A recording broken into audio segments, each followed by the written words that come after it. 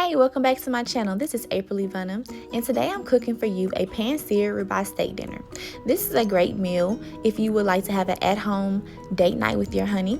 So I have already washed off the ribeye steaks with salt water, and I'm just dabbing the steaks with a paper towel to get the moisture off from the water. So I am poking tiny holes into the steaks because I'm getting ready to marinate the steaks with Worcestershire sauce. This is going to help the sauce seep into the entire portion of the meat.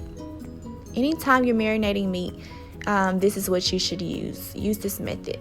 I'm also going to just rub in that juice to make sure that it is on all sides of the meat. So I'm going to start off my seasoning with caramelized onion seasoning, garlic powder, and onion powder. Those two are my most favorite seasonings to start off with. Also, minced garlic. I love garlic on pretty much everything.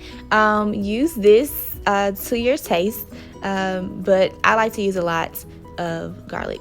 I'm also going to baste my Crock-Pot with avocado oil. I'm going to cook my steaks in the Crock-Pot for an hour first before I sear it on the stove here.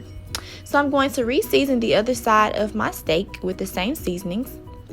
And I'm going to also add Grill Mates Brazilian seasoning. And then I'm going to use the onion soup seasoning as well and put that on top.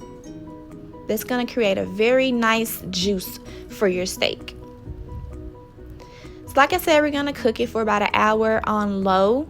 You can do 2 hours if you like, so it can be super tender. Alright, I got my garlic butter from Sam's, and I cut up some white onions, and I have fresh basil. I'm going to saute that into this in the skillet with the butter.